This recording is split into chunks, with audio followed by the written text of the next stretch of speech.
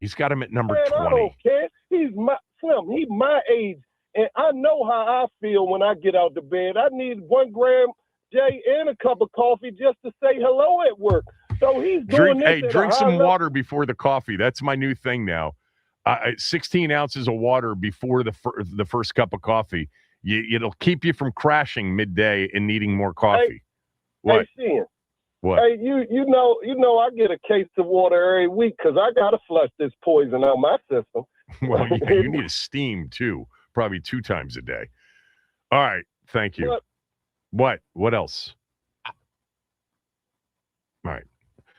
Mike, DC, another Mike. We got a line open. Where do you put LeBron? Why are we having this conversation today? LeBron became the oldest player in NBA history to record a triple-double last night. He did it against Dallas, 28 points, 12 assists, and 10 rebounds. 41 years of age, breaking Karl Malone's record as the oldest to ever do it. Man, I don't know how long Westbrook's going to play, but if Russ stays in the shape he's in, he might be 47 putting up a triple-double for somebody. Stay on the line. Where do you have LeBron ranked? I've got him 4th. My top 4, my Mount Rushmore, with the centers included Michael, Magic, Wilt, and LeBron. Kevin Sheehan Show, the Team 980 and the Team980.com.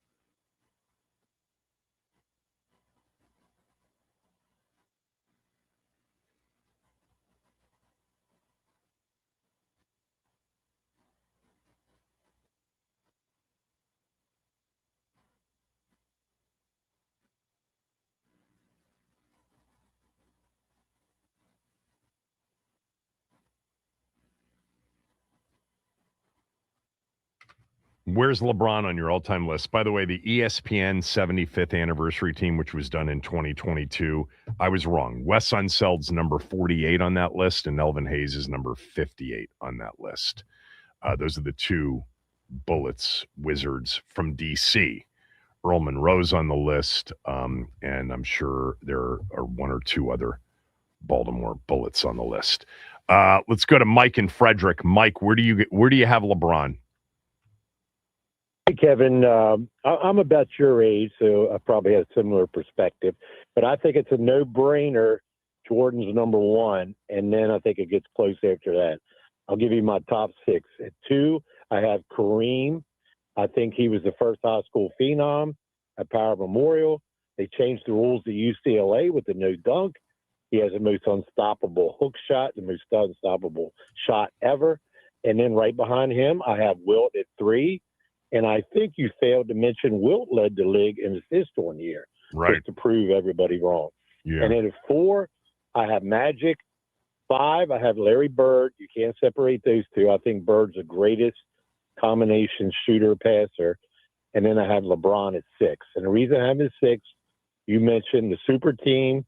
And even though he became clutch, it took him a while. That game where he stood in the corner, I remember you saying, or he was shaking his elbow, and you said, we're going to find out later, maybe he needs surgery or something, but that was more mental. I mean, Magic and Bird. I never said we're going to find out later. I said, if I said it, it was being sarcastic because he had done that, in his last couple of games in Cleveland, and then it carried over into that NBA Finals against Dallas, and he was suffering through a bit of a confidence crisis in clutch time during those years. He really was. I mean, I anybody that says differently, you can point to games, but that last game, or those last couple of games against Boston and that first, run at Cleveland, and then those finals against Dallas, that was the oddest thing ever in games 3 and games 4. And his numbers don't look terrible from those games. I think the game 3 number looks, I'd have to go back, but he didn't want the ball. He did not want the basketball. Yeah. And then all of a sudden, that 2012 game in Boston with the Heat down 3-2, he's not won a title yet. And now it's looking like, oh, my God, he's going to go a second year without a title. And Boston's going to beat him. That was the Rajon Rondo Celtics team with Pierce. And I think Garnett was on that team in 2012. You'd have to go back and look at it. But they were about to get eliminated, and he had the game, literally the first Magic super game of his career, although you could say that game against Detroit as in that first year they made it to the finals was incredible. All right, what else you got? Well, I just think Magic and Bird and even Jordan, they came in as rookies, as closers. I mean, we all know the 42, 15, 7 game. Yeah. So that's why I got him 6, although I think consensus is probably number 2. Magic's game 6 against the 76ers is a rookie with Kareem out and him playing center, where he went for 42 as a center, is really, truly one of the greatest postseason performances in NBA history. There's no doubt about it. Thanks, Absolutely. Mike. Let's go to DC. DC, thanks for holding. Go ahead. Where's LeBron on your list? Great day, Kevin. How are you? What's up, DC? Man, not much, brother. This conversation could have you being perplexed for days. I'm going to say yes as far as Mount Rushmore. Longevity, yes, he wasn't scoring dominant. He could affect the game in any multiple ways, 1 through 5, guarding, all of those things. I also want to say salute to your pops and salute to Mike that just called before me, because there's so many points about Wilt and his dominance that makes him number 1 to me. And I grew up in the Jordan era, and I had to argue with my uncle for years until I went back and did the research. From Arnold Schwarzenegger saying he's the strongest person he's ever been around, from him could have been Olympian in volleyball, dominant in volleyball, dominant in everything. And then, like Mike said, they said all he could do was score and rebound. He led the league in assists. And then as far as the skill in these things, we got to remember these guys was getting paid $10,000 a year. So they had to work in the off season. So while they're selling cars or bagging groceries, they had to dribble a basketball in between each one of those sessions. They wasn't getting paid millions of dollars, so they could just focus on their craft. But also the way Kareem changed the game in college, Wilt changed the game in the NBA. Wilt Chamberlain could dunk from the free throw line without a running They start. changed the lane. He could. Yeah. Yes, they changed the width of the lane. They changed the you have to shoot your free throw. It was so many things you can say. Jordan 6 championships. Well, Russell got 13. But it's things that you can say about Wilt that nobody else has ever done and probably never will do. And not only that, DC, somebody did this a while back, and I was just looking for it, and I can't find it. So I'm going to probably be a little bit off here. But he was a career 54% free throw shooter. Somebody did the math and said if he had just shot 64% from the free throw line, he would have averaged, somewhere in the neighborhood of 5 to 6 points more per game. And that 50 point would have been a 55-point average. Because, they fouled him a lot because they knew that was kind of the way to stop him. Right. But, 50 and 25, come on. What are we talking about? Nobody's ever put up numbers like Wilt did. And yeah, he got beat by Russell a lot in the finals. Let me get one more in here. Mike and Bowie, thanks for holding. Mike, finish it up for us. Where do you have LeBron? Awesome. I'm going to put him in the Mount Rushmore. I'm going Jordan. And I never read the 75 greatest, and I read it, but that was exactly my 75 greatest. Jordan, Kareem, Magic, and then LeBron. And I do want to say, LeBron's seat is warm. Steph Curry's not his career's not done yet. I want to see what he does. If he got a 5th ring and he did it all with one team and didn't sneak out the super team. You're right. I got you. But I do have a question for you. Well, like I said, his career's not over yet. I want to see what he does if he gets a 5th. But I want to ask this question. When how do you rank the greatest in their eras? Because we all know there was not the same competition when Wilt was playing. We all know who he was playing against, people that probably had full-time jobs, from accountants to whatever. And now you have centers and excellent players. I play in a 50 and over league, and there's just so much competition. It's in Bowie. We go in, we play. It's just so competitive. And everywhere you look, on every court, the competition's out of this world. If we know Wilt and all them we can't compare eras. The evolution, the body, the physio part, all of that stuff. The fact that we have international players now that in many ways dominate the upper echelons of the sport. Sabonis, some people think that if Sabonis had come to the NBA at 25 rather than 35 years old, we'd consider Sabonis to be the greatest player that ever played in the NBA. There's a lot of that stuff. It's hard to do it. You just have to, keep them in their era and talk about what they did in their era. But of course, they're very different. Thanks for the call. Yeah, when we come back, Buzz Williams is going to join me next hour, the Maryland head coach. But before that, what David Blough said about Terry McLaurin, next on the Kevin Sheehan Show.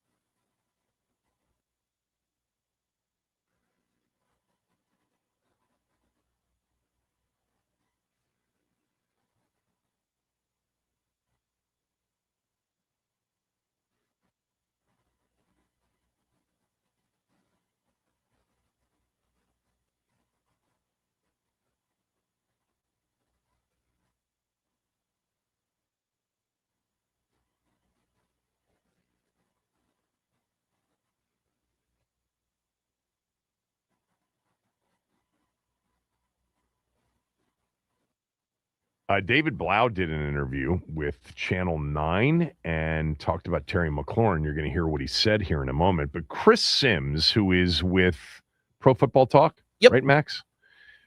Was this with what's his face, Florio? I believe it was Chris Sims and Florio. Really? Somebody sent it to me, but I haven't listened to it. I just told you to get it. Mm-hmm. I was going to send it to you last night, but I'm glad and it was going to be on the rundown today anyway. You sent it to me last night. That's what I meant. I didn't watch it or hear it, but I read about it.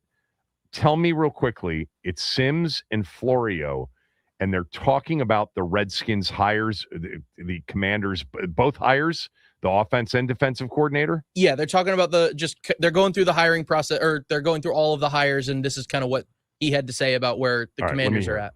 You add these two decisions right here, that firmly puts you on the hot seat, I think, with what you're doing here. You disgruntle your quarterback about changing the offensive coordinator who he loves and has a relationship with and is awesome, is one of the best offensive coordinators in the sport, and Cliff Kingsbury, and you hire a guy that's never even done anything close to that?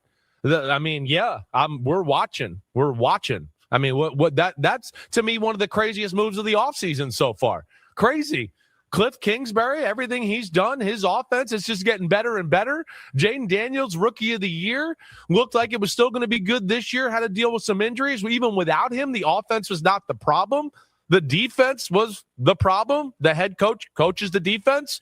He was hired to coach the defense, and now he's still not going to coach the defense, and he's going to bring somebody else in to run a scheme that's different than what he used to do to coach the defense. It makes no sense at all. None of it. David Blough was a practice squad quarterback 2 years ago. Now he's calling plays for the Washington Commanders and Jaden Daniels. Yeah, ass is on the hot seat with decisions like that. It better go good. Wow. He got into that one, Chris Sims did. Look, that's not a reveal. I mean, I think a lot of people, including a lot of you listening, would say, and I asked Quinn about it yesterday when I had him on the other day, about the idea that, he said it. Pull up that part, Max, where he's talking about how bold the two hires are. And I said they are bold, and they're bold in part and viewed that way because you went 5-12. You got a difficult, kind of season coming up, big season coming up. What's interesting about this season is that several of the new hires on both offense and defense as coordinators are first-time guys. I mean, the Ravens are going with a first-time guy, Declan Doyle. Declan Doyle, I guess, technically was an OC, but he didn't call plays for the Bears. I mean, he basically was a position coach. And then Ben Johnson put him on his staff. Ben Johnson calls the plays, and now he's calling plays for Lamar Jackson. You've got, I'm just looking at the new guys. Davis Webb, I know that there's been a lot of talk about him, but he didn't call plays in Denver. And now now he's staying in Denver, right? Who else was new? There's somebody else that's new.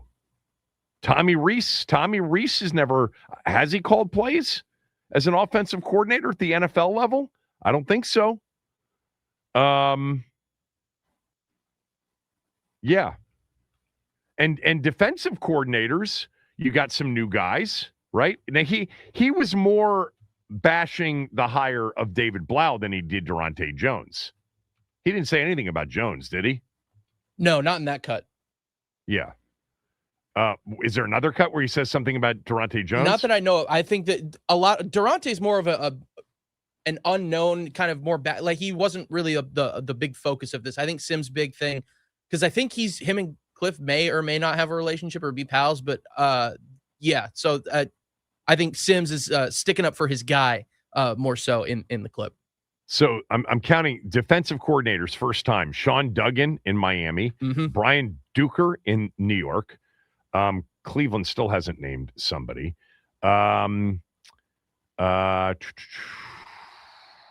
Chris O'Leary with the Chargers. Christian Parker with the Cowboys. Durante Jones with the Skins. Yeah. So 5 new defensive coordinators this year who have never been defensive coordinators. So more on the defensive side than on the offensive side.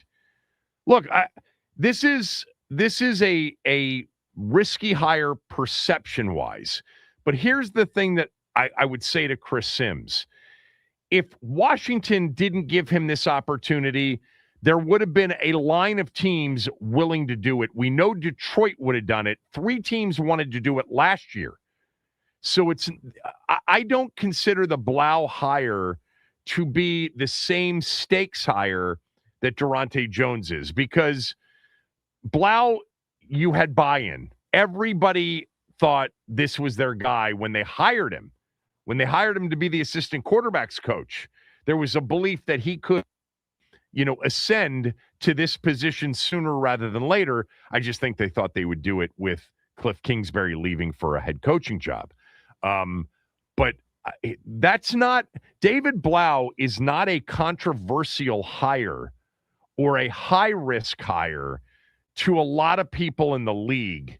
They think that this guy is the next up-and-comer. I understand how Sims puts it in context with Dan Quinn, because he is right.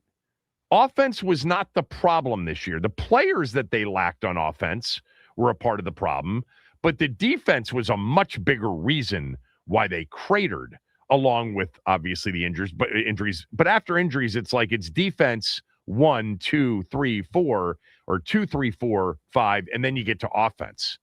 I mean, Cliff had, in every advanced number and traditional number, had this team in the top half of the league with a revolving door at almost every position that was an offensive line, including quarterback.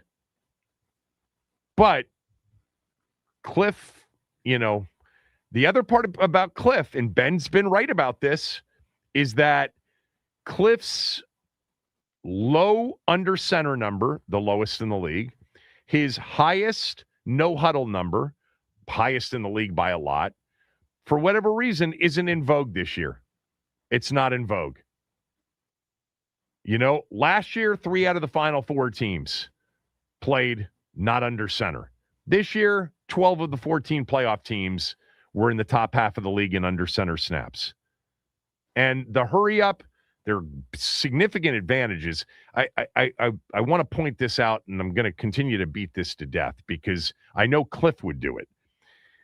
Hurry up is not the same as fast pace, because you can hurry up and wait. And they did a lot of hurry up and waiting. Washington was 17th in the league this year in pace of play. So that means that, 16 teams snapped it before them on average on the play clock before Washington did. So it was no huddle, but it wasn't technically hurry up. No huddle, yes. Hurry up, not really. All right. So David Blough did an interview with, what's the guy's name from Channel 9 again? I wrote it down. John Doran. John Doran from Channel 9. Is John a sports guy at Channel 9? So I believe he's a newer addition to the Commanders beat, covering news and the Washington Commanders for WUSA 9. So we're going to get him on the show at some point. Yeah, definitely. So John had a one-on-one with David Blough, and Blough said this about Terry McLaurin. How important are wide receivers going to be to the success of your offense? Incredibly, man. Like these guys, whether they're sparking a long run in the running game with blocking on the perimeter or creating explosive passes, like this thing's going to be built around how do we get Terry 10 targets a game and get him, explosive receptions after explosive receptions to kind of flip the field. And Jalen Lane and Luke and Jacory and Jacoby and Nick, the guys that we have under contract right now, like how can we develop them and grow them into roles that are just, key contributors when their number's called on Sunday. That got a lot of attention from a lot of fans. The idea that, we're going to try to get Terry 10 targets a game. But go for it. He's your best, right now under contract skill position player other than quarterback. It's interesting about Terry because in 2024, remember the season started off so slowly in terms of the targets. And then they really ramped up. Like if you look at it, basically, if you take the first if you take the first 3 weeks where he was targeted 4, 8, and 6 times out of the equation, he was basically targeted on average 7.5 times. And then in the playoffs against Tampa, Detroit, and Philly, he averaged 8 targets per game. Ended up with 14 catches, 3 touchdowns in that postseason. Man, I would imagine that during the Eric Bieniemy let Sam Howell throw it 48 times a game that he got a bunch of targets that year. He was targeted 10 plus times, 5 times that year. And then last year targeted 24, targeted 4 times, 10 or more. And then last year, I mean, he barely played. And when he did play, the quarterbacks weren't there. In 25, he was targeted 10 or more times once. He was targeted 14 times in that Denver game. Had 7 catches, not a great percentage of targets, but had 14 targets in that particular game. So everybody excited? We're going to target Terry 10 plus times a game. You know what? I'm looking forward to this. I really am. I'm not that concerned about David Blough. Maybe I should be, but I think, I don't know and you don't know, but a lot of people in the league seem to believe and know. So I'm going to go with their level of expertise on this. Of course, until you actually do it, nobody really knows how he'll react, but I'm looking forward to that. I'm still, if you said what's your number one area of concern, it's not just number one, it's top 3. Defense, defense, defense. And that includes Durante Jones. Of course, I'm glad they swapped out defensive coordinators. Would I have been better off or felt better about it if it was Ulbrich, if it was Raheem, if it was Jim Schwartz, if it was Brian Flores? Yeah, because we know those guys. But I hope that he's a difference maker. I hope he's a more out of less coordinator. But I'm not really concerned about Blough. And here's the thing. I don't think the seat is warmer because of that hire. Whatever temperature the seat was when this season ended, and I think that's a debate because I think it's not nearly as hot as many of you do. I think there's a true understanding out there about what happened in 2025. But if the seat was warm, I don't think it got warmer with the David Blough hire on his own, because I think everybody in that building supported that hire and would have been surprised if they didn't go in that direction, if the football people didn't go in that direction. I think the combination of 2 inexperienced coordinators, I think there's some maybe increase in temperature because of the aggregate. But Blough on his own doesn't increase the temperature. And I'm not saying that Durante Jones increases the temperature, although by extension he does. It's just that he should have gone experienced on the defensive side if he could have, to keep the temperature at the same temperature. If that makes any sense to anybody. I'm looking forward to Blough. I'm looking forward to Durante Jones, but my biggest concerns right now before free agency are defense, defense, defense. Buzz Williams, the Maryland head coach, next.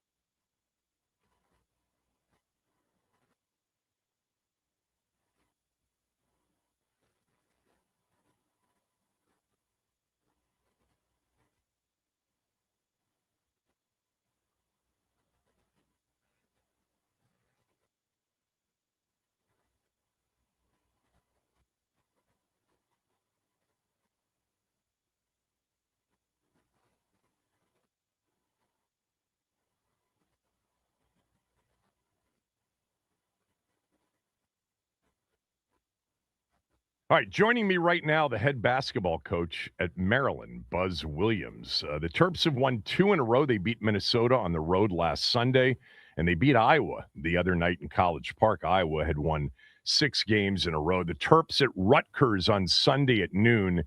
You can hear the game right here on the Team 980.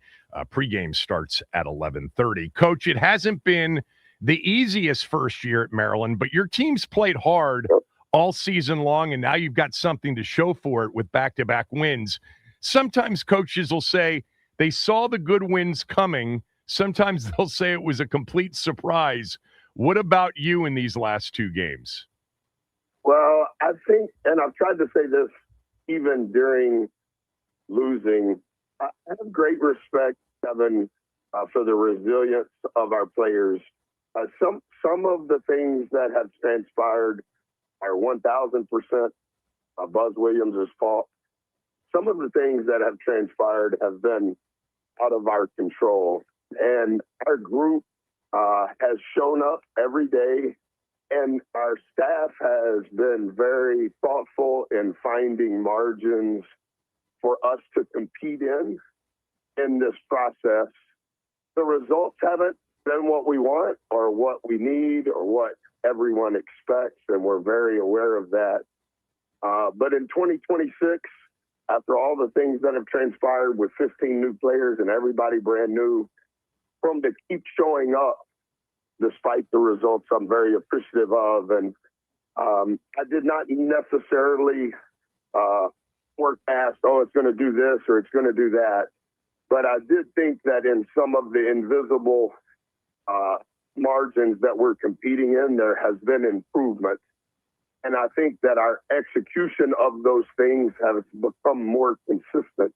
Our talent is not going to change, but what can change is the spirit in which we compete and the execution of how we have to play to give ourselves a chance. And so I'm really happy for the success that those kids have been able to experience this week. And similar to what you said, this upcoming week, we have 3 games in a row with the next 2 on the road. And so I'm thankful for the past week and looking forward to the next week.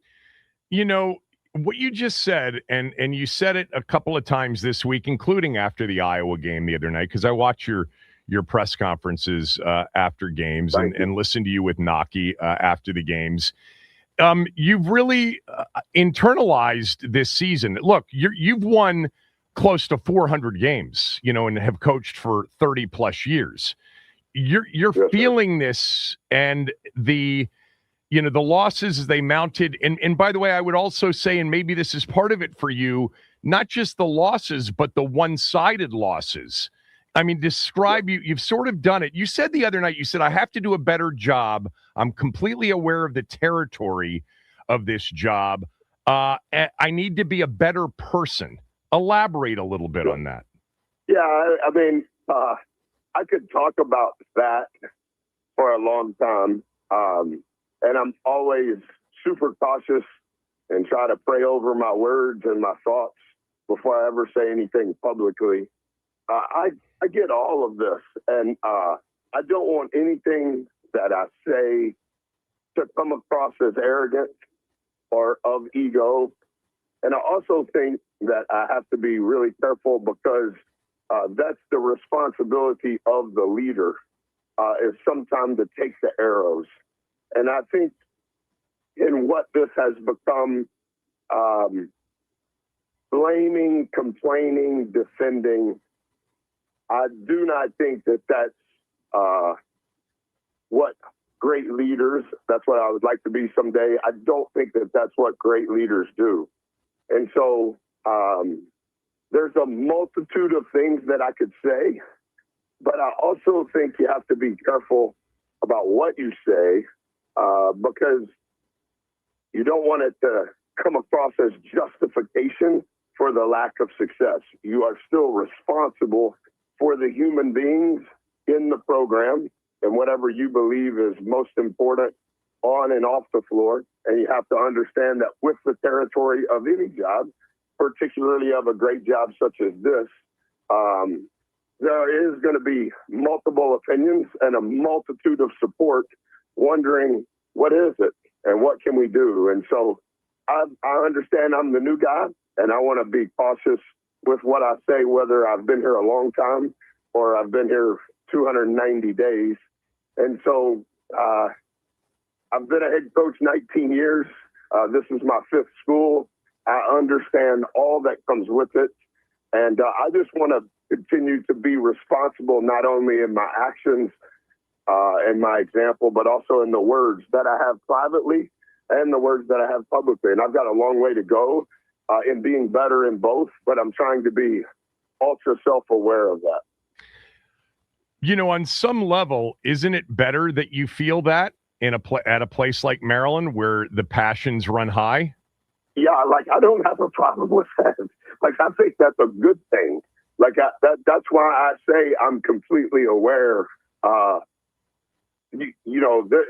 The world of college athletics has changed, and that's why there's such volatility among administrators, among coaches, among players. That's not specific to men's college basketball.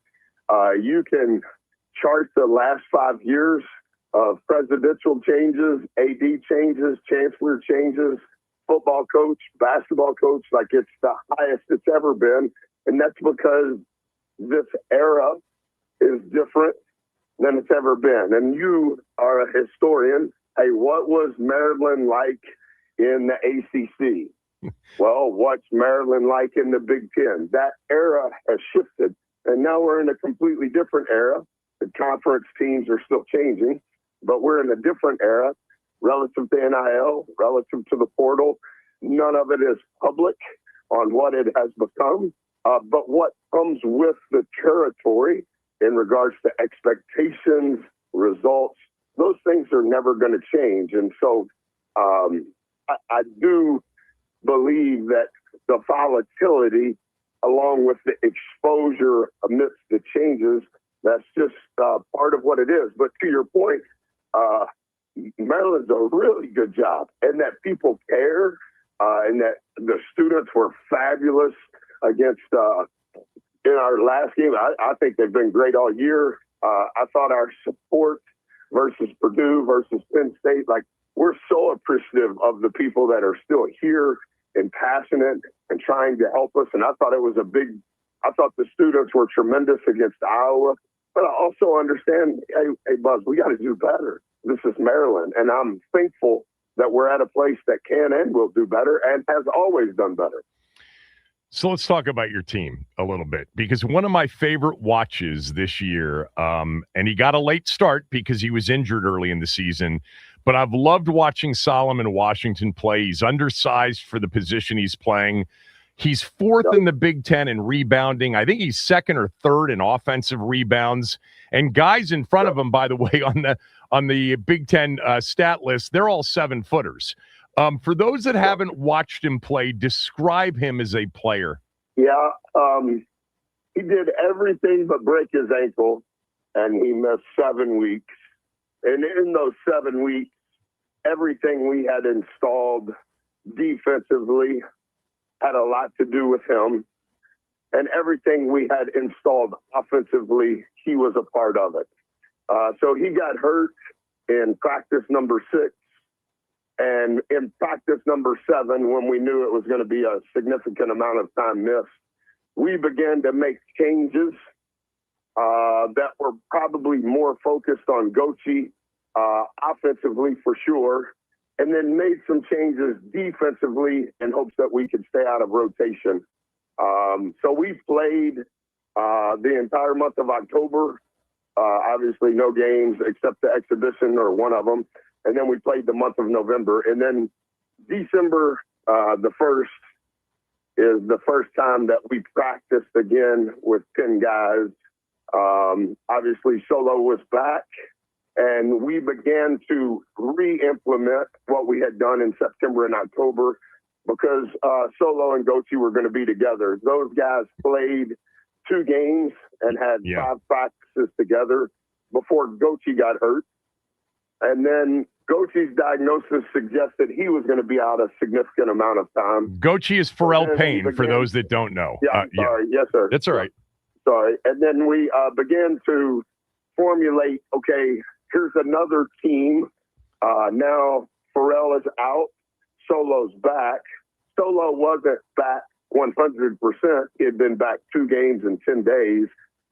So we began to change again. And so injuries are a part of sports, but some of our injuries relative to our personnel has required a shift in what we do on both sides of the ball. Solo is from New Orleans. His story is very unique. His loyalty to our group is unmatched. He knew I was coming to Maryland 42 minutes after my wife and I decided. He was at my house. We went on a walk. He's an unbelievable person, incredibly intelligent, plus size wingspan, not elite athlete, but borderline, has great instincts on the ball, can guard anybody you want with or without a ball screen. Offensively, his game is at the rim. To your point, I haven't counted all of non-conference because he only played a portion of it. Right. In Big Ten only play, he's second in the league in rebounding, next to the early entry lottery pick from Germany at Washington, who's ultra good. Yep. He just has a nose for the ball. Some of it is his athleticism.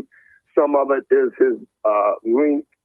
A lot of it is just his instinct. And I think as the season has unfolded, specific to Iowa, when Maryland shot and missed, and we've got to try to make more, but when Maryland shot and missed, we rebounded 52% of our misses, which is an ultra high number. And Solo got 18% of those misses, wow, which is phenomenal. And then defensively, when Iowa shot and missed, and we need to do a better job making the opponent miss more, when they shot and missed, Maryland got the ball back 70% of the time, which is an okay number, but it would be a great number relative to what we've been doing the first 12 games in Big Ten play. We got 70% of them, and he got 21% of that 70%. So, like, he has an instinct for the ball that really helps our group. His game offensively is at the rim. Sometimes it's off the bounce, sometimes it's off the catch. He's done a really good job getting fouled. He just needs to do a better job shooting making free free throws. Yeah. Yeah. You know, you reminded me that they played 2 or 3 games together, and the last one was the first half of the Michigan game, which was really one of your better. All right. Yeah, you scored 50 in the first half, and I think we're up, 5 or 6 or something like that. You know, that actually was my next question, is that I think for me, it's been an interesting watch this year because with your team, there have been so many different experiences, and I'm not even talking about, wins, losses. I'm talking about lineup changes. I'm talking about nights where the team has been explosive, like that Michigan game, like the second half of the Marquette game, like the Penn State game where you put up a record number 56 in the first half. And then there are games when you've struggled to score, and that's just offensively. You know, we're here in mid-February. Describe from your standpoint, what does your team do well, and what doesn't it do well? The first thing that I would think that I would say, and I say this to them, we just finished film on Early Bird. I think the best thing they do is they are receiving the truth. They're not resistant to what we're telling them, and not everything that we're telling them is Pollyanna positive. They have been great at receiving it. Now, where we're improving is we're taking those adjustments in the film room to the floor. And I agree completely, even though I'm not using it as justification. What you just said is a capsule of what the last 24 games have been. 11 different starting lineups, some in, some out, who's in, who's out. Can you score a basket? Can you get a stop? Can you get a rebound? Who is trying to do that? How are you trying to do that? What types of shots are you trying to influence defensively? There's been a lot of iterations, some of which have come because of health. Some of those iterations have come because of lack of success. I think they are aware that we have to play with a low turnover rate. I think that they're aware that it's going to be a possession game if it's going to be a game, and they're aware of the value of that possession. And so we've got to where, Kevin, we're teaching when it's on the ground. When Maryland has the ball and it's on the ground, what are we trying to do? When the ball is in the air and Maryland shot it in the air, what are your responsibilities? And then we kind of teach the same thing relative to the opponent. What are they trying to accomplish when the ball is on the ground, and how are we going to influence that relative to prior to the shot? And then when the ball is in the air, what do they do? And what are our 5 guys going to do? And we grade every single part of what I just said. 61 possessions, we had the ball against Iowa. What did we do in those 61 possessions when it was on the ground? And is that what we were trying to accomplish? When we shot the ball, not talking about free throws, although we gave up 2 free throw blockouts, and we just watched them versus Iowa. When the ball is in the air, what did we do when Maryland shot it? All 5 guys are judged every single possession they're in.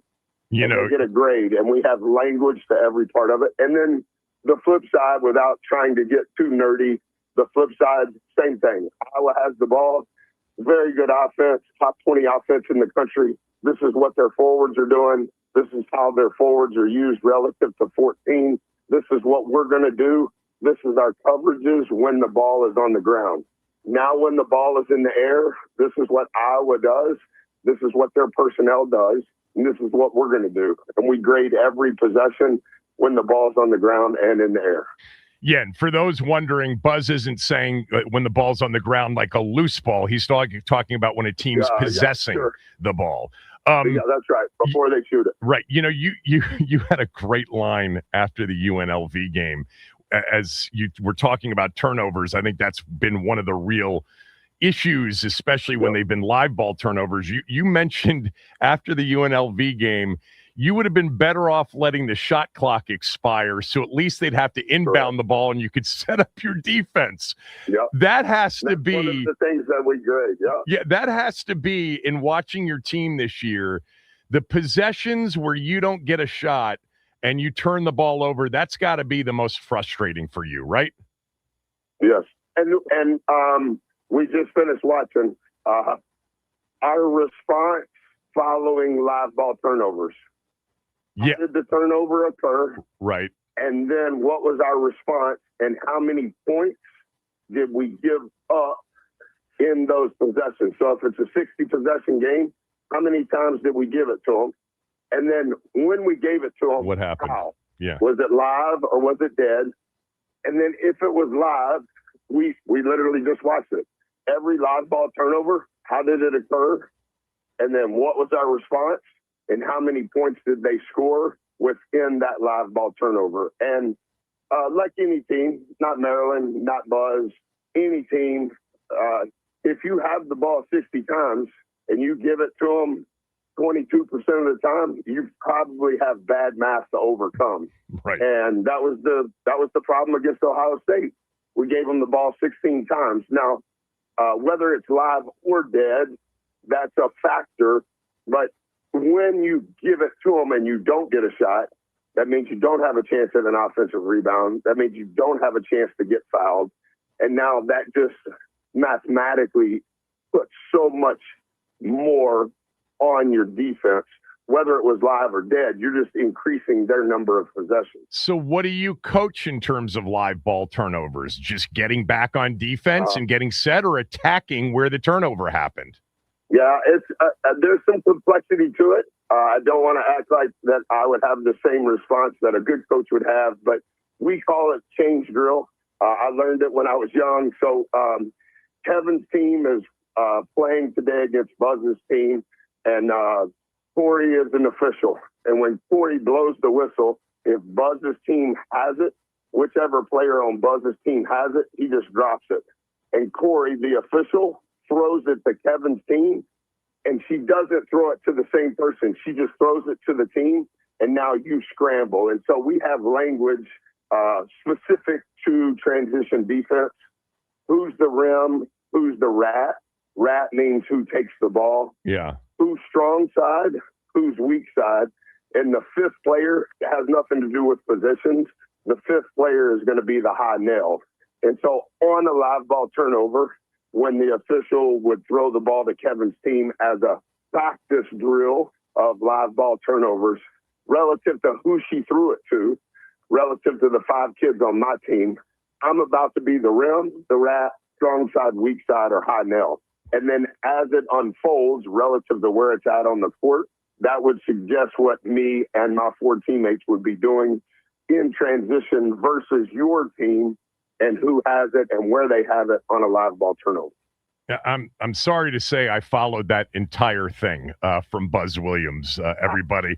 Let me go to Diggy Coit for a moment. How unique is it for somebody of his size to be able to create the scoring that he creates, especially, Buzz, when a defense is, honed in on a guy that they know can go for 30 or 40 in a night? Yeah, no question. I think the scouting report on Diggy has changed, to your point. It has changed because of what his exploits have been from a scoring standpoint. And it's also changed because since Pharrell has been out, we're not going to throw it inside to score. Now, we have changed offensively how we're going to get the ball to the paint off penetration, right, and what that movement needs to be so that we have some level of rim pressure. I think not always through 19 seasons, but 14 or 15 of those seasons, we've always tried to have an undersized guard that has an outlier skill set. Diggy has an outlier skill set. He does have problems that are liabilities, but his outlier skill set at times overcomes those liabilities. And when he's playing, because of his outlier skill, you're probably going to have to do other things to cover up his liabilities. And our team has done those things, and we've actually gotten better at those things. And Diggy has worked really hard not to be as much of a liability because of his lack of size. He can really get space. Yes. And you have to figure out, should he get a ball screen? Should he not get a ball screen? Right. Relative to their ball screen coverage, who should set the ball screen? And so that's kind of become, transparently, Kevin, that's become part of. I've watched you wait. I've watched you wave off the ball screen or call for it with him. I got mad at Colin. I just screamed at him again this morning. Yeah. You have to be careful because sometimes when you bring 2 to the ball, that may hurt Diggy. Sure. At times, you mentioned Marquette. At times, we wanted 2 on the ball at Marquette with Diggy, and we utilized it in the right way.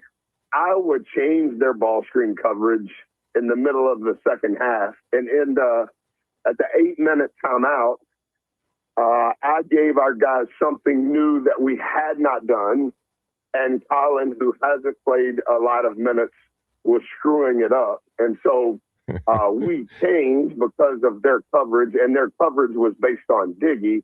And it's unique in that he has an ability to get space. Yeah, and the quick release. How he gets that? Yeah, super quick release. Yeah. He's been undersized his whole life. Yeah. And undersized guys, they have a unique lens on how to get space. Right. And they know they're only getting the space to get it off. Well, he's got that figured out. Yeah. We've got to continue to hone in on how to give him that space. Yeah. Well, I mean, and the good part is if they get too close, he can actually go by him too. And he's got the floater and he's got really good feel around the rim, even at his size. So did you really not know that he was a bucket away against Penn State from setting the school record? No, sir, I didn't know. And I don't think he knew. I knew something was going on because I could tell, everybody was excited. But no, sir, I didn't know. I think he's broken a couple of Xfinity records and school records. Yes, he has. But Ernie's 44 is kind of a legendary mark. You got to go back to 78 to find the scoring mark for the school. Last one, you still have, a chunk of this regular season left. You've won 2 in a row. I don't want to talk about the schedule other than to say it's not as difficult as it was when you went, Illinois, Purdue, Michigan State. What do you see for this last month of the season? Like any team that's had the struggles that we've had, Sunday was the first game that we didn't win or lose convincingly. And I thought the exhale from the result gave us kind of invisible shoulder pads in how we competed against Iowa. And I think it's a different type of competition when you play Iowa than Minnesota. Obviously, we had played Iowa once. We had only played Minnesota once. I think this February we play 8 games. 4 of those are on the road. 4 of those are at home. Yesterday we were off, so we're about to work 9 days in a row. And those 9 days are independent of what has transpired over the last 5. But there is a level of confidence of executing and fighting for the details even more, because now they're seeing some of the things that we've been saying, and they have been listening / believing. But since they've experienced the importance of it, they know it's going to be a possession game. And so regardless of the games or the opponent, we're going to have a massive mountain to climb no matter where we play and no matter who we play.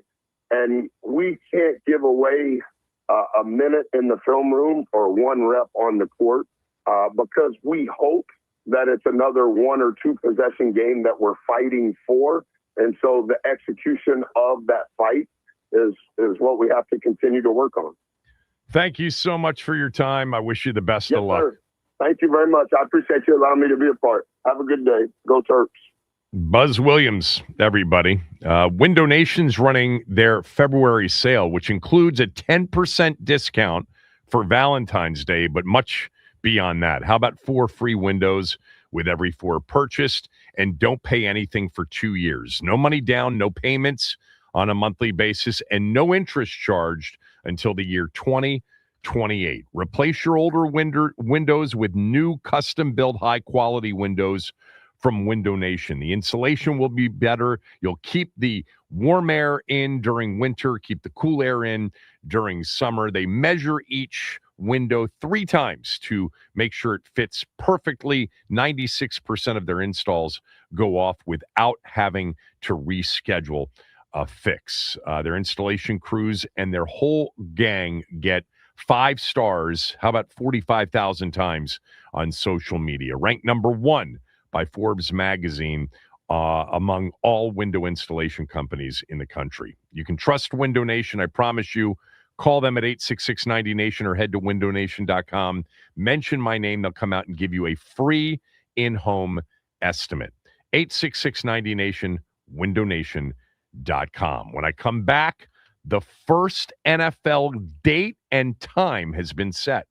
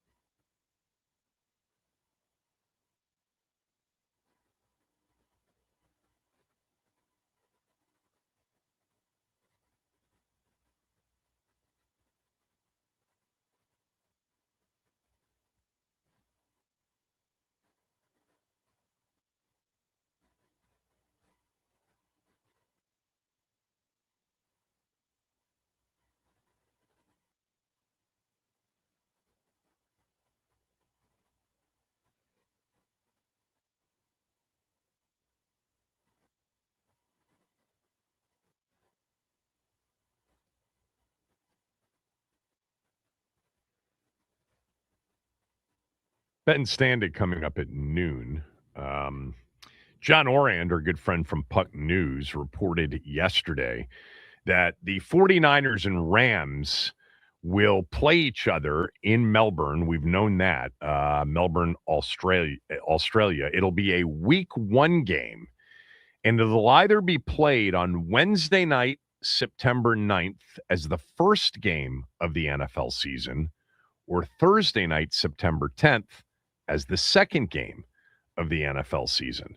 The Seahawks, as the defending Super Bowl champions, are obviously going to open up the NFL season at home, but it may not be the first game of the year.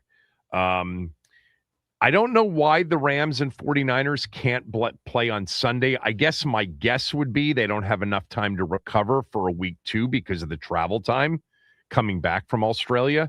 I mean, they could put, a week 2 Monday night doubleheader so that they're back in plenty of time, and they could put both of them into separate games on a Monday night doubleheader. Although I do think actually next year they aren't doing the NBA.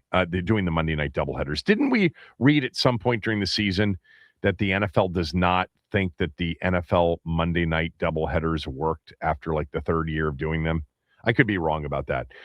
One of the reasons that they're not going to play on Friday night, like we've seen the Brazil game be played the last few years, is because the Federal Communications Act of like 1961 prohibits the NFL from playing games on Friday nights or Saturday nights once high school football and college football begin. Now, that was dated the first weekend after Labor Day, or the first after the latest Friday, first Friday of the month, the latest first Saturday of the month. And in previous Saturdays and Fridays, it wasn't necessarily the latest of the month or the latest first one of the month. That's a difficult explanation, but let me just say, because Labor Day's later this year, Labor Day is on the 9th would be Wednesday, so Labor Day's on the 7th. It's the latest it can happen, September 7th. They can't play on Friday night per the Television Federal Communications Act of 1961 because they would be competing with high school and college football, even though the last couple of years when they played on Friday night in Brazil, they were competing with high school football. Apparently, they can't do it because of the lateness of that first Friday in September. So you're going to get a Wednesday night NFL season opener. That's the net of it. A Wednesday night opener. It'll either be in Seattle or it'll be in Melbourne, Australia. Rams versus 49ers in one of those two games. That's not a bad first game of the year. I just wonder whether or not the NFL wants its first game of the year to be in Melbourne, Australia. I would bet that maybe that'll be the Thursday night, and they'll just move the opening night of the NFL season back one day to Wednesday with Seattle playing in that game. I think that seems to make sense to me. The Seahawks should gain the benefit as the Super Bowl champion of opening up the next NFL season. I think they should. So play the Rams and 49ers on that Thursday night. Ben Standig next.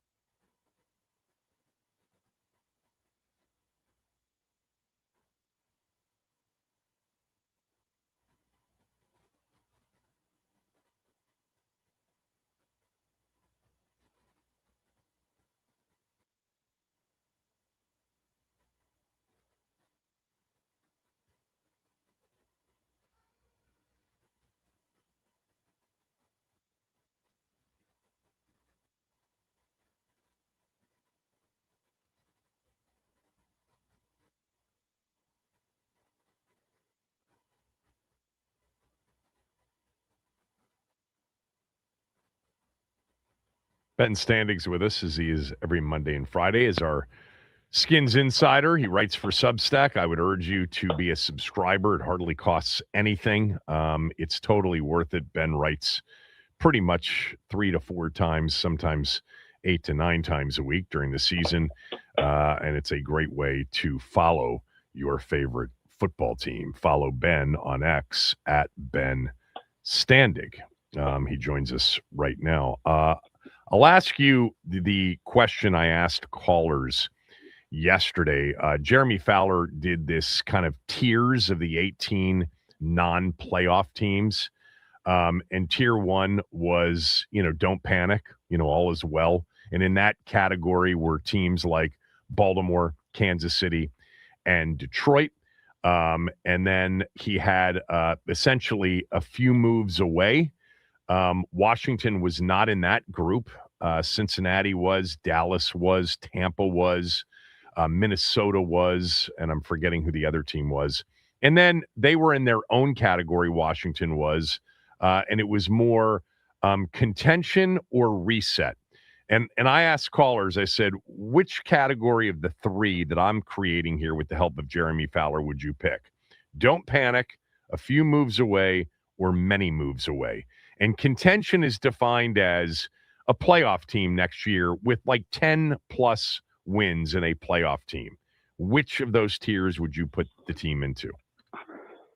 Well, obviously we're assuming injuries are at least reasonable. So putting that aside, a few moves away.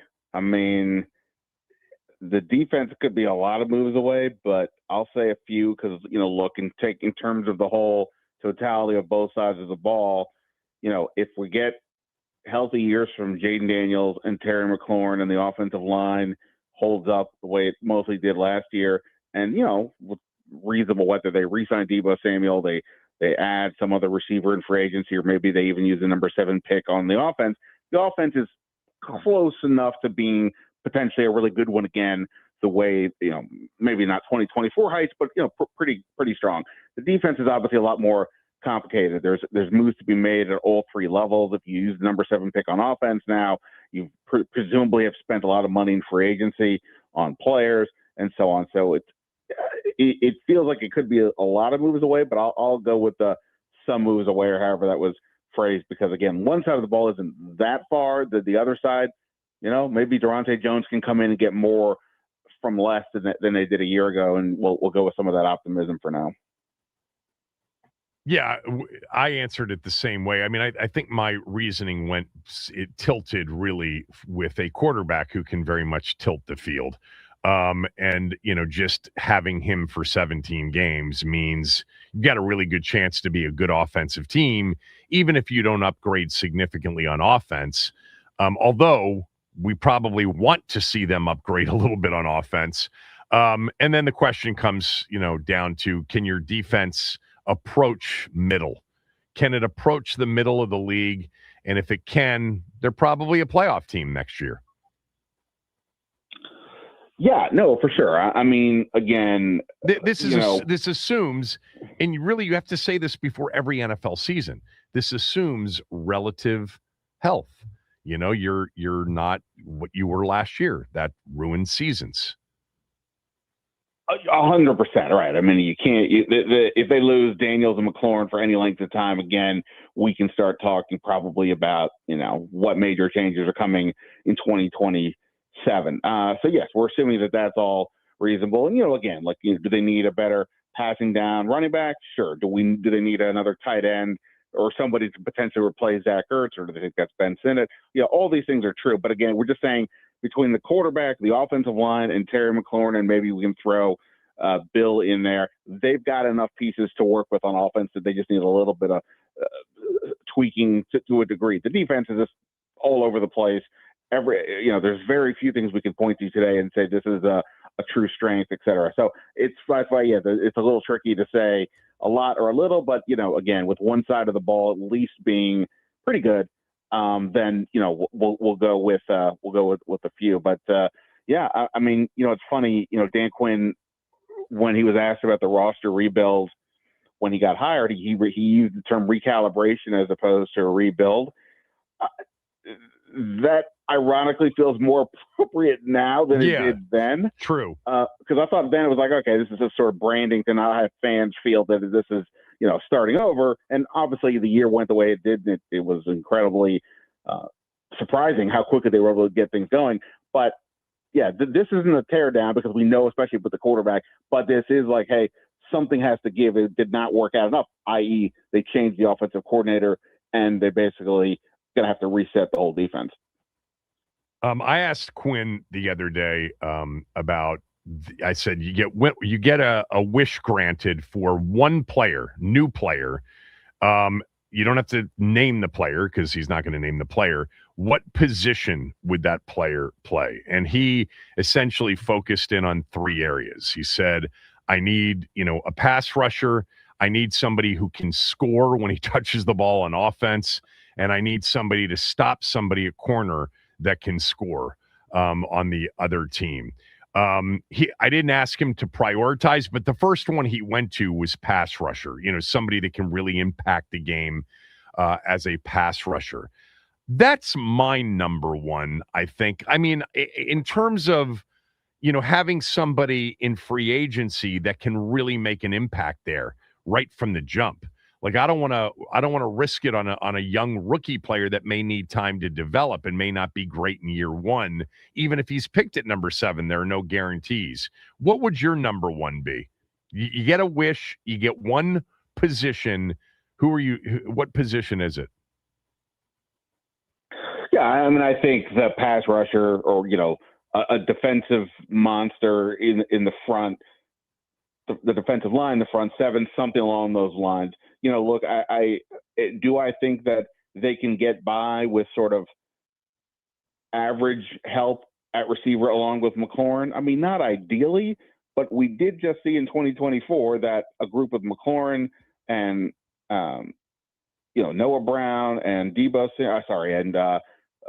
Brown and Olamide Zaccheaus, like that group did pretty well. I mean, Zach Ertz obviously was a guy who, we now look at a little bit differently because of what he produced here. But coming into that year, I don't think there was much in the way of expectations for him. And, Austin Eckler as well was a guy who we know had been highly productive, but was potentially starting to fade in his career. So when you have a Jaden Daniels, you can get away with a little bit less at there. But you still have to have good players, and McLaurin is a good place to start. So I think to a degree you could maybe get away with a little bit less there. But defense, there is, Dorrance Armstrong, who was having a heck of a year, isn't Lawrence Taylor, and yet the drop off once he went out felt like you just lost some type of all-pro pass rusher because they had almost nothing else to fill in the gap. So they've got to get more help there. And again, we don't even know when Armstrong will be ready to play, how effective he will be coming off the knee surgery.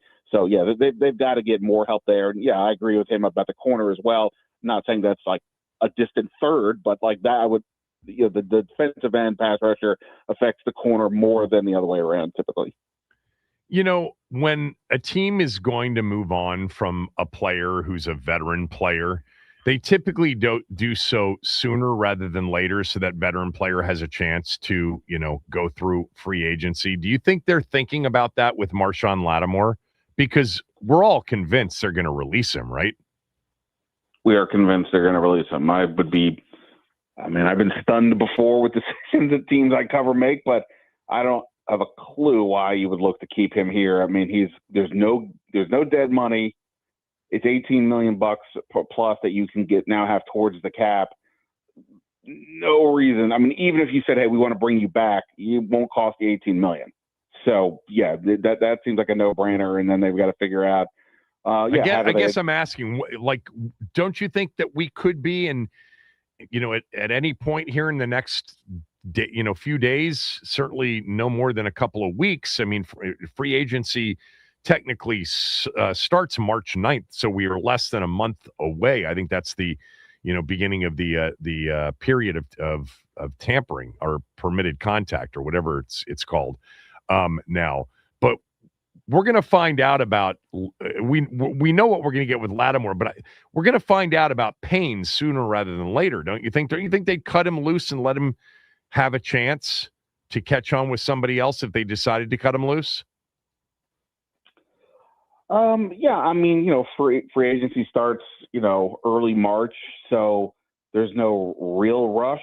And as long as you're released before everything starts, the legal tampering period begins, whether that's 3 weeks or 3 minutes before it starts, it kind of is all the same deal. It's more like if you're waiting 3 days after the start of free agency, that's where things could get sucky for a player, because now all of a sudden you may have lost out on some deals that were there, that now those opportunities are shrunk. So as long as they were, whether it's Payne or anybody else, they felt compelled to release, as long as you do it before the legal tampering period starts, I don't think the time matters too much. And, as we've discussed, as I reported, the sense is he's going to stay, but it could be other, there could be other guys who, Allegretti and Lattimore, I think, would be the two. You reported that Duran likely to stay.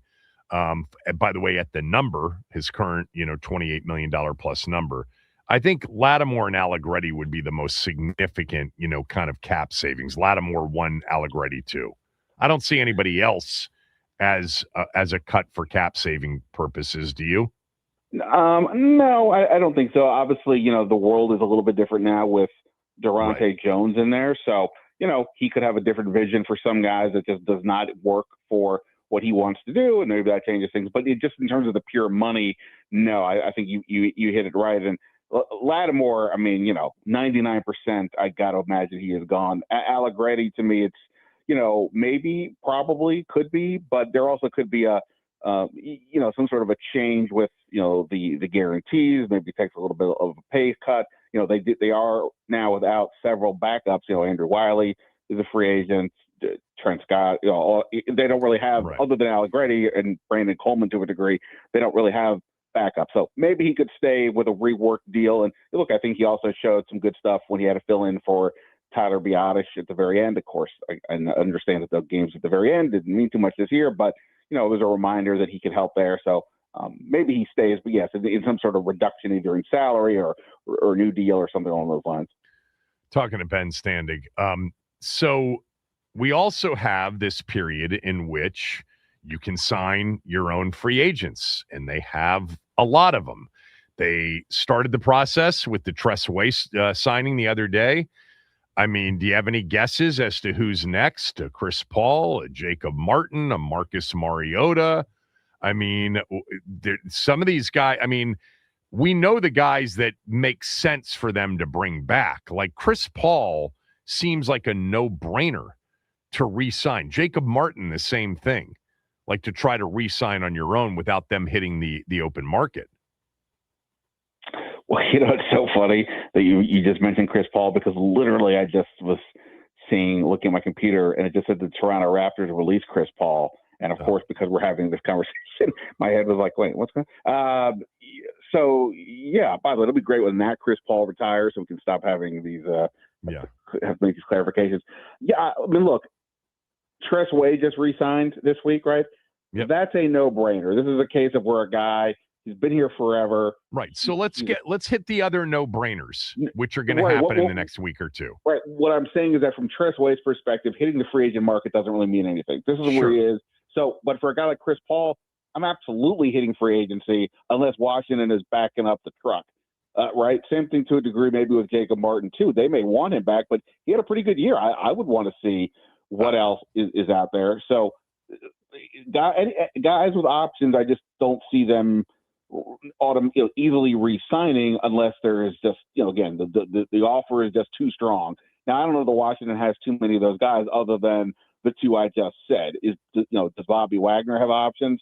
Maybe. It's hard to tell a little bit because of his age and all that, but he's still an effective player. Other than that, I don't know that they have any guys that are like, you must have must overpay to a degree to keep them. I get the distinction between Tress Way and some of those guys, but there are some of those guys you're not going to want to let hit free agency, because now you've created more holes for yourself and more needs without the ability necessarily to fill them. And I think at the list here, and I don't even know who that would be. You tell me. Who do you see that as that's a thing? But they can't let it hit free agency. I just gave you two of them. You've got a starter and a guy that's heavy rotation, if not a starter right now before free agency begins. And they like both of these players. They like everything about their the intangible parts of both. Unless the player says to the agent, "Hey, whatever offers are out there, I don't really care. I really enjoyed my time here. My family likes it here. I want to stay." Other than that, no chance an agent says, "Yeah, we'll take your deal now." I'm not saying that's not what I'm saying. What I'm saying is what we see a lot of the time is the teams will lock up those players with obviously deals that the agent probably says this is a good deal. Doesn't make sense to hit the open market. So who are those players? Yeah, what I'm saying is that normally that player is like the starter. Like it's like a guy who is like a high-end guy that we're going to just give you the money that the marketplace would demand. Unless they sell Chris Paul, here's $15 million a year, and they think that's probably what we'd get in the open market, cool, we'll take the money. So you don't think it's anybody else? I don't see. They're going to hit free agency with basically like 40 roster spots they got to fill. 30 roster spots. There could be like if you tell me they keep Jeremy McNichols, sure, I can see that because Jeremy McNichols like Tress Way makes more sense here and all that. I get that, but that's not what you're talking about. That's a guy who's cool. That's great, but that's not like there's several guys like that. Is Drake Jackson going to stay? I mean, it seems logical, right? Peter's drafted him. They brought him in. Trey Burks. Here. Do you think Trey Burks is going to test the market?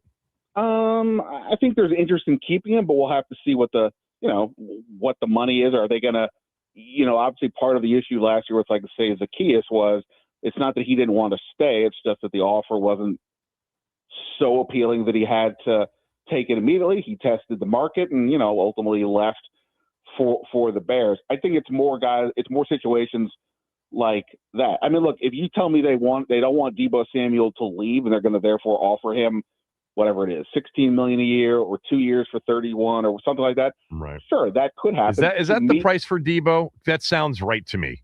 16, 18, 19, 20 a year. Spotrac has him their projected market value at $16 million a year. Take that for what it's worth. But yeah, that seems like a reasonable number to me, perhaps. Now, again, if they think that he needs to stay, well, then yeah, go ahead, negotiate that now and jump to the market price and call it a day. But for me, I don't know that that's where I would want to spend the money at receiver. Mariota, look, last year he tested the market. I think, it's interesting right now. The assumption was, for me at least, that he would land potentially wherever Kingsbury landed, except now that didn't happen. Now that Kingsbury is not running his own offense. Yep. So does that mean he would stay?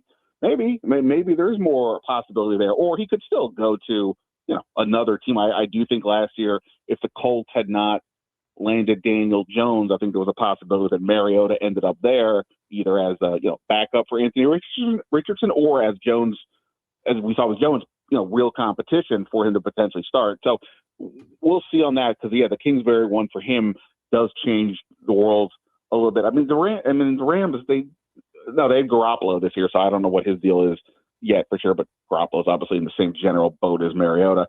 So yeah, maybe that's one where like, hey guy, let's work something out here and get it done. But if I'm Mariota, I would test the market. I wouldn't just automatically sign. What about Tunsil? When does that get done? Well, I mean, again, if we believe, like this is an example where you would think, based on everything we saw, heard, we know that what the investment, that this one could get done yesterday. Like hypothetically, there'd be no reason to not go here because they pretty much have stated they're going to pay him whatever, to be arguably even the highest paid guy out there. It's certainly possible that that's the contract he ends up with. So again, unless there's some weird reason we don't know about that Tunsil is not necessarily happy here or his demands are out of control. Obviously, last year with Terry McLaurin, that was a lot of the thought that his side was asking for something that was unreasonable, which led to the delay in part. So there's always that aspect, but I would imagine that Tunsil gets done. If I say sooner than later, I don't mean like this week. I just mean like before the start of free agency. That would seem logical. If it goes beyond the start of free agency, I would start to wonder then what's going on there. But based on everything we know, I think that could get done before free agency starts. So you did your mock draft. We talked a little bit about it. Your last version, you had Washington selecting Caleb Downs, safety, Ohio State. Have you read some of the things that are out there about Caleb Downs? I mean, various scouts, various, NFL, mock drafters talking about this guy being the best safety prospect they've ever seen. And there's going to be if it's not already there, there's going to be a lot of momentum building for Caleb Downs, certainly in the top 7 range, with Washington having a potential need there. I mean, the player is a great player. What's interesting in reading a lot about him is just how smart apparently he is, in addition to being a great talent. Like this might be your guy if he's sitting there at 7. Do you still feel comfortable with that? Will he last? Well, so I think, as somebody who has, pays attention to mock drafts and such, this time of the year with mock drafts, or just even like ranking players, things like that. Ranking players are different than mock drafts. But in terms of the mock draft, we don't have a lot of information right now, right? I mean, it's always a matter of the teams know way more than the outside evaluators, your McShays, Kuipers, or if you want to throw something like me in there, like that. We're catching up to where they are. Yeah. So so for all we know, the league views Caleb Downs as the number 1 player in the whole draft, and he should go there after the quarterback. Or this right now is, hey, everybody recognizes that Caleb Downs is a hell of a player, and because there's a lot of, this is not considered to be a top-heavy draft. There's good players, but depending on who you look at, you can see some of these offensive linemen go 3rd and 4th, and some of them fall, or the same 2 guys fall outside the top 10. Same thing with the receivers. A lot of guys, they may go 2 or 3 in the top 10. They could all fall out. So I think the top is unsettled, except that people know Caleb Downs is all that. So he's getting projected right now up there because we don't have a feel for where everybody else is projected. Ultimately, safeties are just not viewed as typically as that high of a investment to make. It is, again, Kyle Hamilton, Derwin James, those guys went into the teens. There are some safeties that obviously get picked high, Sean Taylor being, the most obvious example here, but generally speaking, that's not where they go because the position value it's not the same.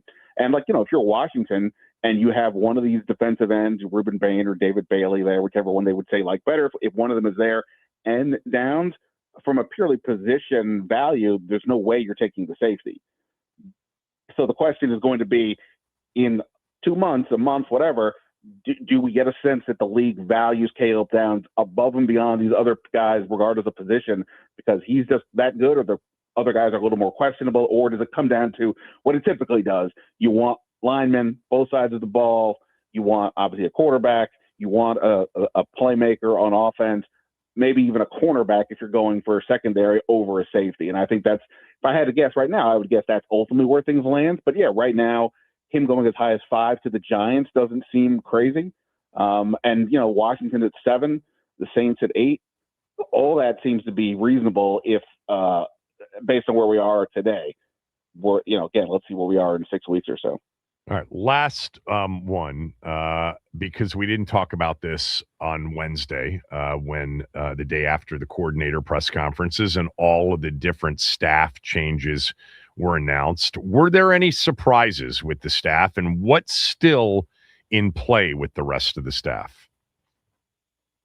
I mean, there were couple of demotions, right? I mean, at least by title.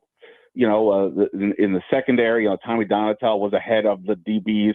Now he and William Gay are both basically have the same defensive backs coach title, but one is corners and one is in charge of the safety. So there's that. We already knew that Darryl Tapp was being demoted to assistant defensive line coach because they were bringing in somebody else, the guy that was with USC last year. But probably the most notable one is that Anthony Lynn, the running backs coach, was also the run game coordinator. That title is no longer with him. Now, I don't know that they were going to have somebody who was going to definitively have that title. It may just be that Anthony Lynn and the new offensive line coach, Darnell Stapleton, just sort of joined forces there on that one. But Anthony Lynn was not interviewed for the OC job. Right. He was interviewed by 2 other teams for the head coaching job, and now, at least by title, loses some responsibility. So kind of curious there. I still think there's at least some talk and some notion of adding another veteran offensive assistant. You know, I'd mentioned What, like the Darrell Bevel suggestion that you had a month ago? Yeah. Now he just landed with Carolina, and and again the thing with him was that my sense was that, you know, even though he has ties with Quinn and Blough, that this was not the most appealing job, because what was the actual job? I mean, it's offensive assistant / babysitter. Like, I don't mean that to be belittling to anybody, to Blough, but it feels like that's kind of what they want. And he ends up getting an assistant offensive head coach job, and then he has a separate title for offense. I don't remember if it was offensive assistant or pass game coordinator, but like, it sounds like that job has more responsibilities than this one. So they could still look to bring in some veteran coach to help Blough, you know, go through his, you know, learn what to do as a day-to-day and all these things. You have Brian Johnson. Do you think? Hold on for 1 second. I mean, we've talked about this. If they brought in somebody as sort of an assistant, you know, offensive head coach, how would you perceive that after they named David Blough and, you know, got everybody fired up about Blough being the next OC? And look, they didn't have to do that. We knew about Blough to begin with. Yeah, I mean, Brian Johnson is already the assistant head coach, so they don't really, like, that job is already. And Brian Johnson is staying? Well, I mean, they have not formally announced the whole staff, so at the moment he is. I mean, I'm not suggesting that he won't. I just, until they announce the whole thing. And again, he, you know, just like Lynn, he was interviewed for the OC job, but didn't get it, passed over for a guy who has no, you know, significant experience. Again, they maybe have made the right thing. They may have hired the next Sean McVay, but we don't know. So yeah, if I'm Brian Johnson, I would be like, what else is out there? He did interview for Denver's OC job, and they filled it internally. So again, I'm assuming at this point that Lynn and Johnson stay. But, you know, if you're asking me what could potentially happen, you know, again, is there some other veteran offensive mind that they could bring in, either to just help the group or possibly replace one of these guys? I don't know. You know, at the end of the day, as much as we all make out, you know, these are like really important positions, these are adults looking for jobs. So, I mean, you don't leave a job typically to then, you know, be unemployed or just because of your stubbornness. So I don't know that they're leaving. And there's not, you know, there's still some OC jobs out there, but not many. So, you know, I don't know where you're going to get a better job than what they have, but we'll see. All right. Thank you. Appreciate it. Talk to you on Monday. Have a good weekend. Have a good weekend. See you. All right. Ben Standig, everybody. The free agent that Washington wants to keep more than any other. Next.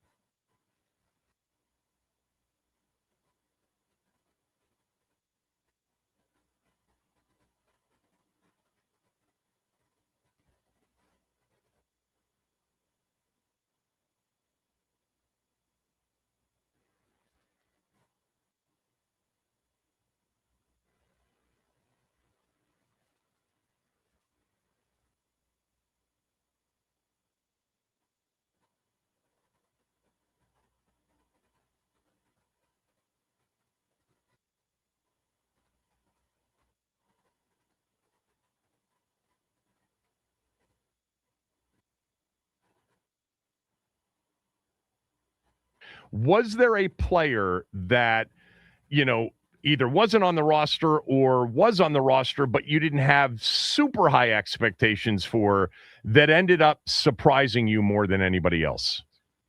Yeah, I think there's a few, and some of them are new players that you're wanting to see. If Eckler doesn't get hurt, does Bill Crosby-Merritt have the same amount of reps?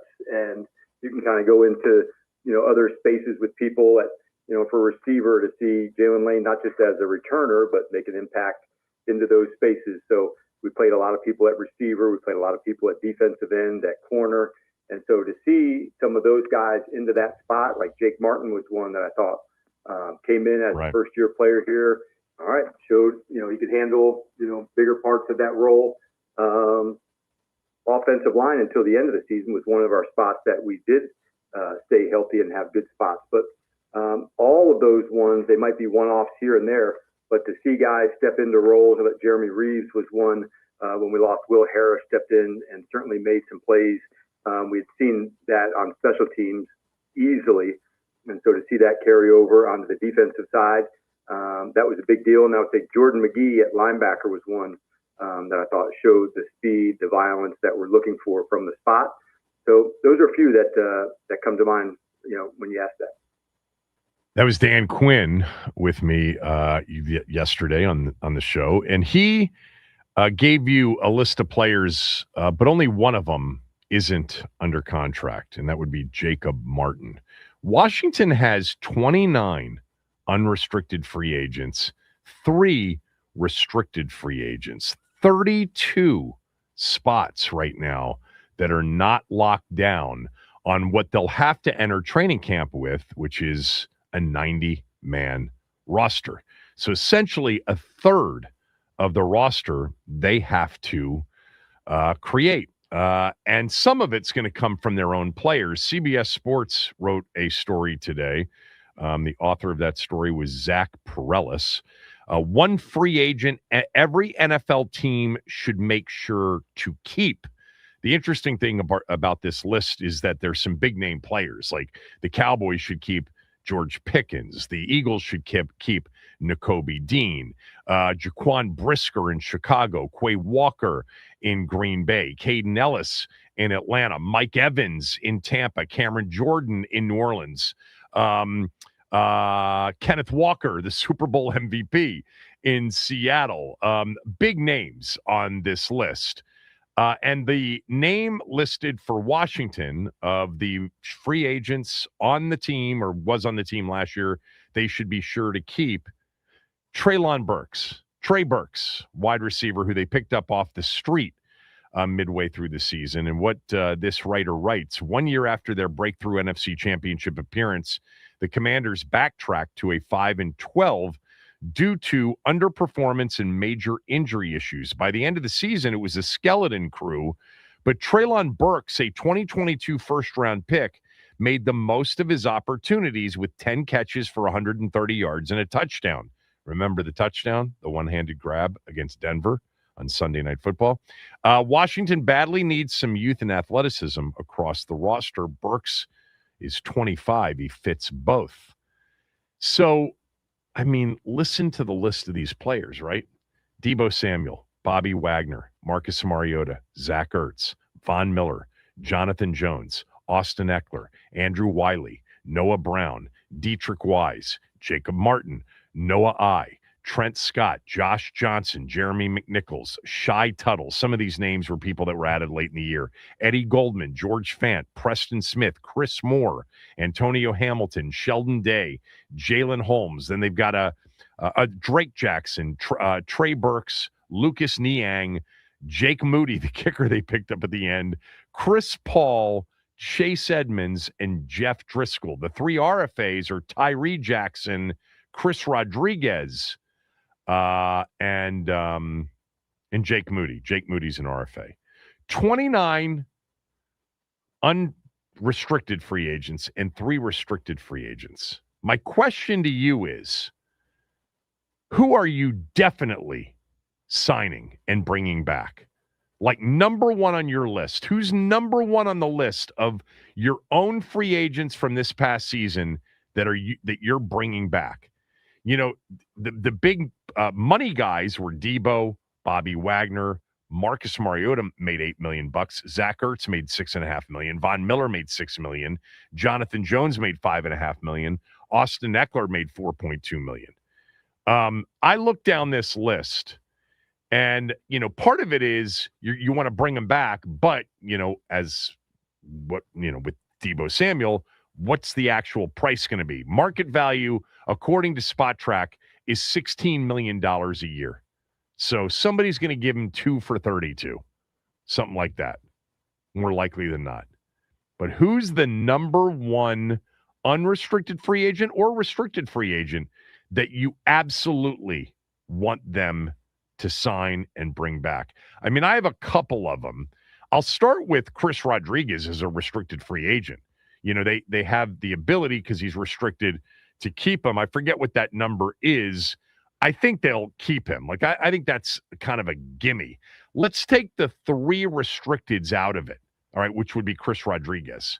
Of the 29 free agents, is Treylon Burks your guy? That's what the guy at CBS Sports writes. I think for me, the guy that I got to bring back, because I want to keep this group intact, and he played well, and he's young, and he was getting better, is Chris Paul. I want that offensive line back intact. I don't want to be searching for another starting guard. Chris Paul proved to be a starting guard. I'm going to keep Chris Paul. Also, Ben said that, he's the kind of guy that the agent's going to absolutely want to get to free agency. That may be true, but Chris Paul's market value at Spot Track is 1 year, is $4.7 million average, and they think his projected deal will be a 2-year, less than $10 million deal, $9.3 million. Allegretti got that 3-year, $16 million deal a few years ago. Can you sign him to a 2 or a 3-year deal? Maybe the 3-year deal is up at $18 million. But remember, this kid's 26 years old. So I think he's my number one. I definitely would want Jake Martin back. The relentless nature of the way he played, and I'm assuming Chris Rodriguez will be back. 301-230-0980, 301-230-0980. Let me give you the candidates here. Debo, Bobby Wagner, Mariota, Ertz, Von Miller, Jonathan Jones, Austin Eckler, Andrew Wiley, Dietrich Wise, Jacob Martin, Noah I, Jeremy McNichols, Treylon Burks, Chris Paul. That's kind of the pool in which I think most of you would pick from. Who do you want to see them retain? Number one on that list is who? 301-230-0980. Kevin Sheehan Show, the Team 980 and the Team980.com. Don't forget, you can watch the show on our YouTube channel. When you get there, hit the subscribe button and hit the like button.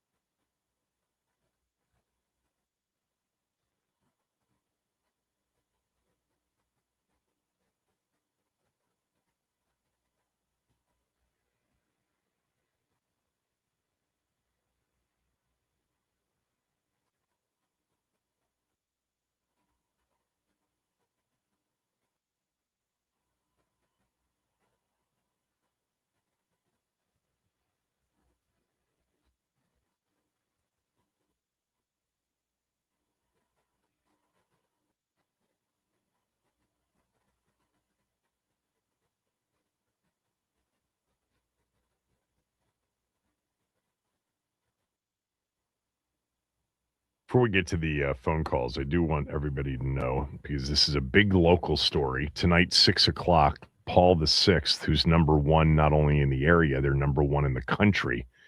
Their sensational guard, 6'2" Jordan Smith, is going to make his college selection known during, I think, introductions to his game. So he'll celebrate that decision with his teammates. I love that. But this is the number 3 player in the country. And some people think now maybe the best player, high school player ever from our area. The discussion is he's going to get millions from either Arkansas or Duke. It seems to be the final 2 for Jordan Smith, Arkansas or Duke tonight. I think Calipari might be coming up with $5, $6, $7 million bucks. That's how good he is. I mean, he is special. So good luck with that decision. And, of course, anybody from the DMV will be rooting for.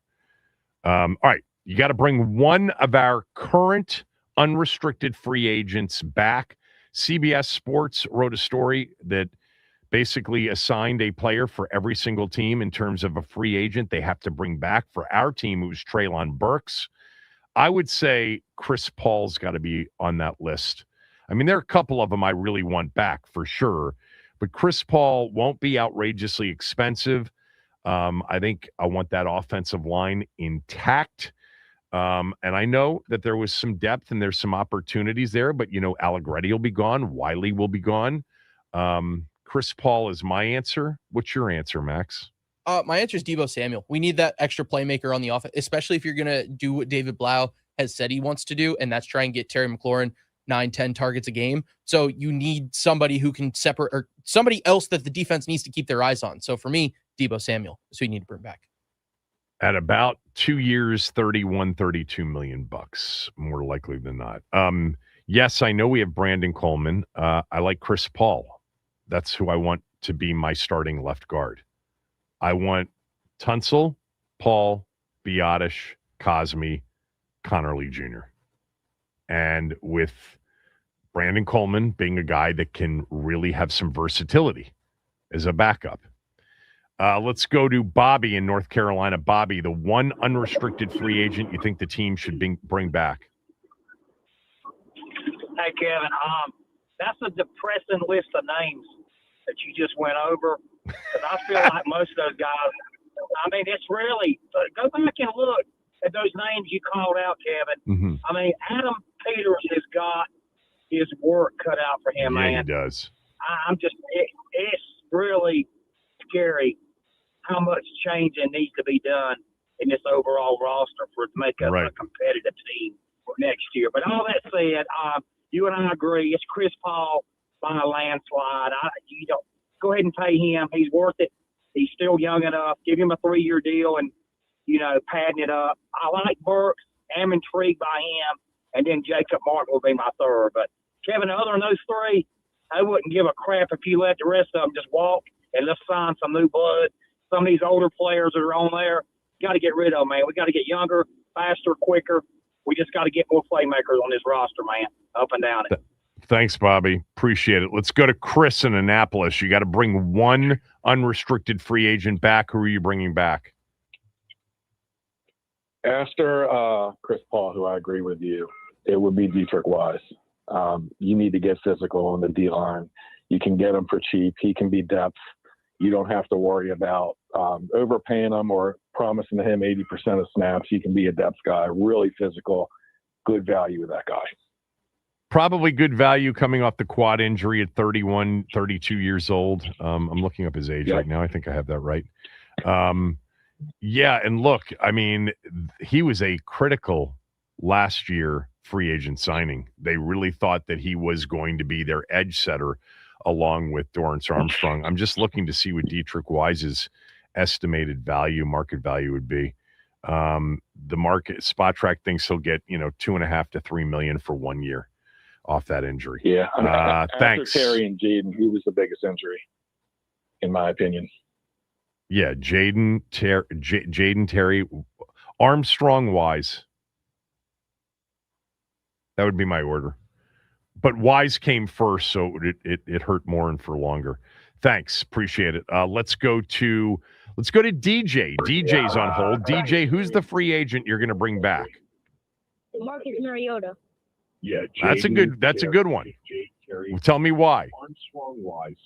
Because he can run and but Wise came first, so he can run and he can throw good. Thanks, appreciate it. He can do both of those things well. That's a good one, DJ. Thanks for the call. Marcus Mariota. I mean, will Mariota get any kind of looks this year? Nobody's talking about him in terms of a free agent that would get starter looks anywhere. If you've noticed the quarterback list in free agency, he's really not on any of the, first, second, or third tier guys for some of the places that need starters. Jets, Steelers, potentially, some of these other teams. Cardinals, who are expected certainly to move away from Kyler Murray. Paulie, go ahead. Big guy, how you doing, man? What's up? Hail to the W. Yep. Yeah, man. It's most definitely Chris Paul. You want to keep that line intact. Even though I want to get rid of Tunsil, but Chris Paul, that's man. Right. I forgot about that. Yeah. Hey, man, I'll be shipping Tunsil out of here for draft picks. Move Conley back to his natural left tackle. Move Coleman to the right. But it is what it is. But Chris Paul, we talking about free agents. Chris Paul, I'm with you. Chris Rodriguez, McNichols, man. McNichols is the Jeremy Reeves of the offense. Because you're right. not only going to get yeoman's work, on offense, but he's a special teams demon too. And we want to keep that special teams intact. I'd be shocked if he's not back. Right. And then I'll follow that up with after that I'll follow it up with Debo and what's my guy name, man? Wise. But my top three is both the Chris's and McNichols, man. And contrary to what Bobby's saying, man, it's not a sad list, man. You're not gonna field 33 Pro Bowl players. You need guys like McNichols. Of course. Chris Paul. No, I'm with you. I'm with you. I think his thing was more the size of the list as much as anything else. My thing is I want to definitely move away from these older guys. Now, if we can get into Kobe Dean, then I wouldn't mind bringing back Bobby Wagner. If we could get somebody young at linebacker, I wouldn't mind. But I can't bring Bobby Wagner back as linebacker one, playing 17 games every snap. All right, But I got to roll. That's my list, man. I got to roll. I'm out. Have a great weekend, everybody. Chris is next.